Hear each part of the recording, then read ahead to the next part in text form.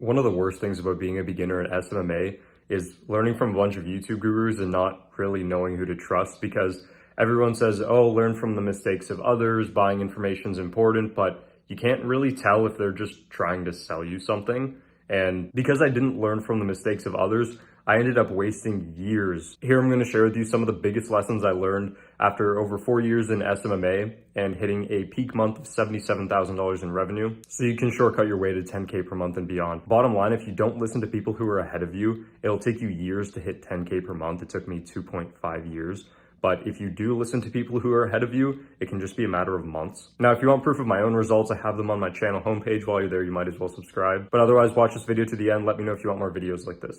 So the first lesson or mistake is be careful who you partner with. At this point, I've probably had, I want to say something like 12 business partners, and pretty much every single time it hasn't gone that well. Either I was overworking compared to the other person, or they weren't really into it, or they were, trying to snake me in some kind of way. It wasn't really a good time. But one thing you're definitely going to experience in the agency space that I still experience to this day is people who come in and they try to start a partnership with you that is horrible. Like, seriously, it may sound good initially, but when you really, really look deep into what these people are offering you, it ends up being a terrible idea.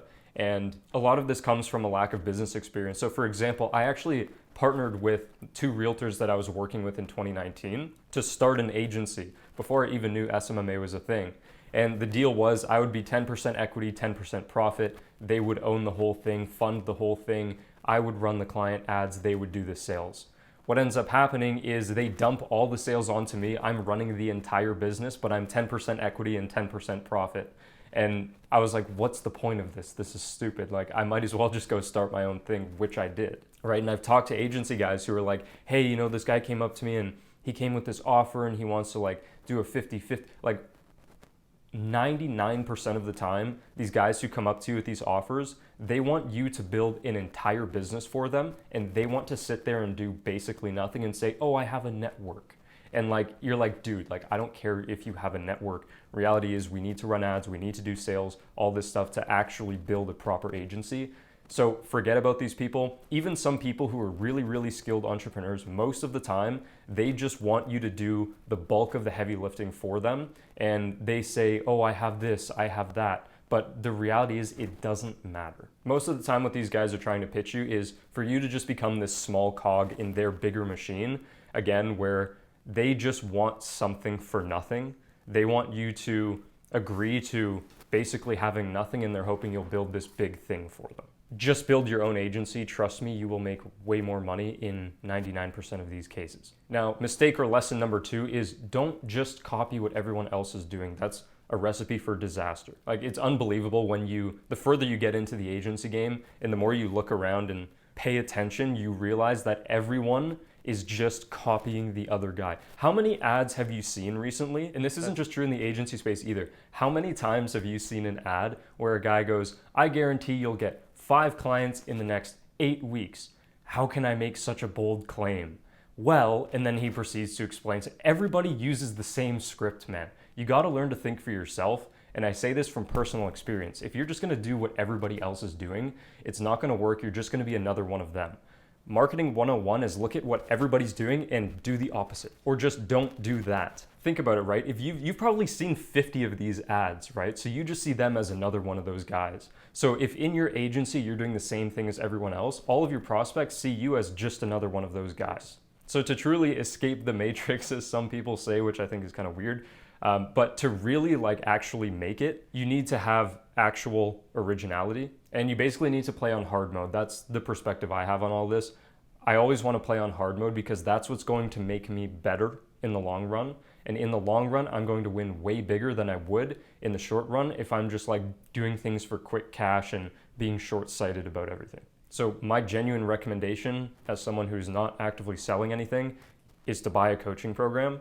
Learn from people who actually know what they're talking about. Ideally buy something that's newer as opposed to something that's been around for 4 years. I've made that mistake before. I've made a video on that. But this way you can learn from someone who actually knows what they're talking about. That way you can catch up to them in terms of their knowledge levels. Then you can build off of that and innovate on top of that. Now, number 3, this one's kind of tough, is your mind and body will very oftentimes hold you back and try to make you make poor decisions. Like a lot of the time, what you think or how you feel is the opposite of what you're supposed to do. So you really need to pay attention to this. For example, if you're sending outreach messages, like I had pretty bad sales anxiety in the beginning. So I didn't want to send more, subconsciously, I didn't want to send more messages and then have to make more calls and take more calls because of that sales anxiety, right? That's that feeling trying to hold you back. You need to do the opposite, or what it doesn't want you to do, the uncomfortable thing, which I know this is kind of obvious. Everybody says do the uncomfortable thing, but like it's both your mind and your body. So in the long run, doing these things that your mind and body tell you not to do, and this is obviously like, I'm not trying to say if your mind and body are telling you not to scam people, that's obviously not what I'm saying. What I'm saying is if it's something like sending more messages or making a call to a client, doing the hard thing that you know you should be doing, but you're probably not doing, you need to learn to push yourself to do those things. And it's still something that I'm working on. It's not like I'm sitting here like, yes, I'm excited to have this hard conversation, or yes, I'm excited to take 1 million sales calls, right? It doesn't become like that. It can, but it doesn't become like that, generally speaking. And it's something you're always going to be working on. It's something you're always going to be managing. Now this one, number 4, it's kind of like a bonus. The thing I said about your mind and body is actually also oftentimes true about your family. Now, this isn't necessarily true, and you need to pay attention to your own situation. But for me personally, when I started out, there was a $3,000 like sales training course coaching program that I wanted to buy.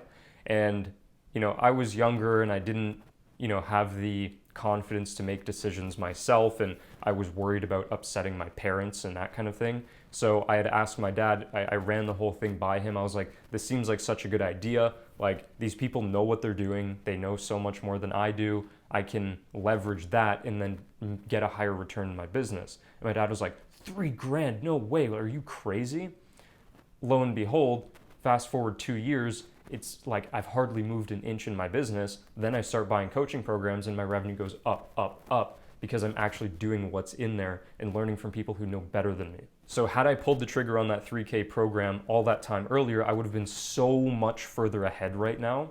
And this is why, you can't be listening to your family for business advice unless they're entrepreneurs, and even more specifically, entrepreneurs in your space, right? But entrepreneurs, generally, that's a good enough thing, because a well-established entrepreneur will know that knowledge is very important.